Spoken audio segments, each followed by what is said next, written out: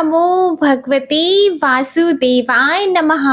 आप सभी का हमारे चैनल आध्यात्मिक सागर में हार्दिक स्वागत है। आज मैं आप सभी के समक्ष आषाढ़ मास महात्म्य का अध्याय 9 प्रस्तुत करने जा रही हूँ। आषाढ़ मास महात्म्य के प्रथम 8 अध्याय हमारे चैनल पर अपलोडेड हैं। आप उन्हें प्लेलिस्ट में जाकर सुन सकते हैं। तो आइए शुरू करते हैं आषाढ़ मास महात्म्य का अध्याय 9। इस अध्याय में त्रिस्पृशा व्रत की वृद्धि और महिमा का वर्णन है।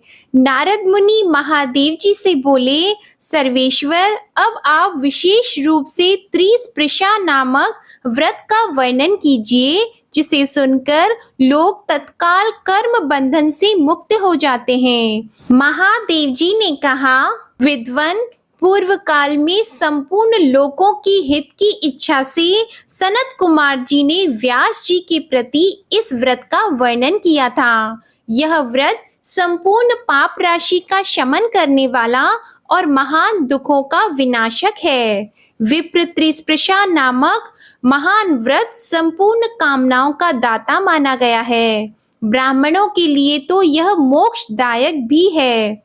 महामुनि, जो प्रतिदिन त्रिस्पृशा का नाम उच्चारण करता है, उसके समस्त पाप का क्षय हो जाता है।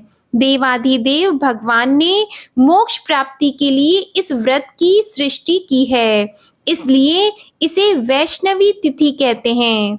इंद्रियों का निग्रह न होने से मन में स्थिरता नहीं आती। मन की यह अस्थिरता ही मोक्ष में बाधक होती है। ब्राह्मण, जो ध्यान धारणा से वर्जित, विषय परायण तथा काम भोग में आसक्त हैं, उनके लिए त्रिस्पृशा ही मोक्षदायिनी है।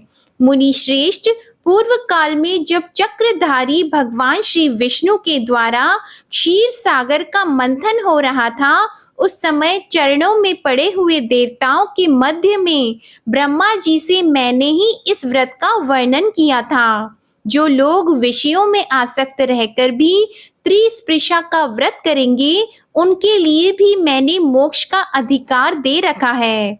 नारद, तुम इस व्रत का अनुष्ठान करो, क्योंकि त्रिस्पृशा मोक्ष देने वाली है। महामुनि, बड़े बड़े मुनियों के समुदाय ने इस व्रत का पालन किया है। यदि शुक्ल पक्ष में सोमवार या बुधवार से युक्त त्रिस्पृशा एकादशी हो, तो वह करोड़ों पाप का नाश करने वाली है। विप्रवर, और पापों की तो बात ही क्या है, त्रिस्पृशा के व्रत से ब्रह्मा हत्या आदि महापाप भी नष्ट हो जाते हैं। प्रयाग में मृत्यु होने से तथा द्वारका में श्री कृष्ण के निकट गोमती में स्नान करने से शाश्वत मोक्ष प्राप्त होता है, परंतु त्रिस्पृशा का उपवास करने से घर पर भी मुक्ति हो जाती है। इसलिए विप्रवर नारद, तुम मोक्षदायिनी त्रिस्पृशा के व्रत का अवश्य अनुष्ठान करो। विप्र, पूर्व काल में भगवान माधव ने प्राची सरस्वती के तट पर गंगा जी के प्रति कृपा पूर्वक त्रिस्पृशा व्रत का वर्णन किया था। गंगा ने पूछा, ऋषिकेश, ब्रह्मा हत्या आदि करोड़ों पाप राशियों से युक्त मनुष्य मेरे जल में स्नान करते हैं, उनके पापों और दोषों से मेरा शरीर कलुषित हो गया है। देव, गरुड़ ध्वज, मेरा वह पातक कैसे दूर होगा? प्राची माधव बोले, शुभे, तुम त्रिस्पृशा का व्रत करो, यह 100 करोड़ तीर्थों से भी अधिक महत्वशालिनी है। करोड़ों यज्ञ, व्रत, दान, जप, होम और सांख्य योग से भी इसकी शक्ति बढ़ी हुई है। यह धर्म, अर्थ, काम और मोक्ष, इन चारों पुरुषार्थों को देने वाली है। नदियों में श्रेष्ठ गंगा, त्रिस्पृशा व्रत जिस किसी महीने में भी आए तथा वह शुक्ल पक्ष में हो या कृष्ण पक्ष में, उसका अनुष्ठान करना ही चाहिए। उसे करके तुम पाप से मुक्त हो जाओगी। जब एक ही दिन एकादशी, द्वादशी तथा रात्रि के अंतिम प्रहर में त्रयोदशी भी हो, तो उसे त्रिस्पृशा समझना चाहिए। उसमें दशमी का योग नहीं होता। देव नदी, एकादशी व्रत में दशमी वेद का दोष मैं नहीं क्षमा करता। ऐसा जानकर दशमी युक्त एकादशी का व्रत नहीं करना चाहिए। उसे करने से करोड़ों जन्मों के किए हुए पुण्य तथा संतान का नाश होता है। वह पुरुष अपने वंश को स्वर्ग से गिराता और रौरव आदि नरकों में पहुंचाता है। अपने शरीर को शुद्ध करके मेरे दिन एकादशी का व्रत करना चाहिए। द्वादशी मुझे अत्यंत प्रिय है, मेरी आज्ञा से इसका व्रत करना उचित है। गंगा बोली, जगन्नाथ, आपके कहने से मैं त्रिस्पृशा का व्रत अवश्य करूंगी, आप मुझे इसकी विधि बताइए। प्राची माधव ने कहा, सरिताओं में उत्तम गंगा देवी, सुनो, मैं त्रिस्पृशा का विधान बताता हूँ। इसका श्रवण मात्र करने से भी मनुष्य पातकों से मुक्त हो जाता है। अपने वैभव के अनुसार एक या आधे पल सोने की मेरी प्रतिमा बनवानी चाहिए। इसके बाद एक तांबे के पात्र को तिल से भर कर रखें और जल से भरे हुए सुंदर कलश की स्थापना करें, जिसमें पंचरत्न मिलाए गए हों, और कलश को फूलों की मालाओं से आवेष्टित करके कपूर आदि से सुवासित करें। इसके बाद भगवान दामोदर को स्थापित करके उन्हें स्नान कराएं और चंदन चढ़ाएं। फिर भगवान को वस्त्र धारण कराएं। तदंतर पुराणोक्त सामयिक सुंदर पुष्प तथा कोमल तुलसी दल से भगवान की पूजा करें। उन्हें छत्र और जूतियां अर्पण करें। मनोहर नैवेद्य और बहुत से सुंदर सुंदर फल का भोग लगाएं। यज्ञोपवीत से तथा नूतन एवं सुदृढ़ उत्तरीय वस्त्र चढ़ाएं। सुंदर ऊंची बांस की छड़ी भी भगवान को भेंट करें। दामोदराय नमः कहकर दोनों चरणों की, माधवाय नमः से दोनों घुटनों की, काम प्रदाय नमः से गुह्या भाग की तथा वामन मूर्तये नमः कहकर कटी की पूजा करें। पद्मनाभाय नमः से नाभि की, विश्व मूर्तये नमः से पेट की, ज्ञान गम्याय नमः से हृदय की, वैकुंठ गामिनी नमः से कंठ की, सहस्त्र बाहवे नमः से बाहुओं की, योग रूपिणी नमः से नेत्रों की, सहस्व शीर्षों नमः से सिर की तथा माधवाय नमः कहकर संपूर्ण अंगों की पूजा करनी चाहिए। इस प्रकार विधिवत पूजा करके विधि के अनुसार अर्घ देना चाहिए। जल युक्त शंख के ऊपर सुंदर नारियल रखकर उसमें रक्षा सूत्र लपेट दें।